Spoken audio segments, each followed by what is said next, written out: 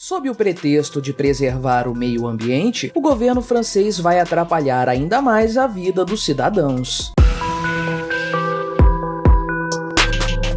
Este é o Visão Libertária, sua fonte de informações descentralizadas e distribuídas. Este artigo foi revisado por Donda, escrito, narrado e produzido por mim, Quintessência. O governo da França proibiu os voos domésticos curtos no país, numa tentativa de combater as mudanças climáticas. Os voos em questão são aqueles que podem ser substituídos por uma viagem de trem que dure até 2 horas e meia. Com essa nova medida estatal, diversas linhas aéreas da aviação comercial e que ligam várias grandes cidades francesas serão extintas. Essa nova legislação já havia sido aprovada pelo Parlamento da França há 2 anos. Agora, com a sanção do presidente Emmanuel Macron, ela passa a vigorar imediatamente. A iniciativa por trás dessa medida, contudo, partiu do próprio Macron alguns anos atrás. O presidente havia criado anteriormente a Convenção dos Cidadãos sobre o Clima da França, que envolve 150 membros da sociedade francesa. Essa convenção, por sua vez, propôs a medida que atualmente virou lei, sugerindo, porém, que ela afetasse voos que pudessem ser substituídos por viagens de trem de até 4 horas. O parlamento francês, ao analisar a questão, reduziu esse tempo, por objeção de algumas regiões francesas e também por pressão das companhias aéreas. Essa proibição, agora em vigor, praticamente inviabiliza os voos entre Paris e cidades como Nantes, Lyon e Bordeaux. A medida em questão se junta a tantas outras tomadas nos últimos anos pelo governo francês, naquele que já é conhecido como Compromisso Climático da França. A justificativa para a proibição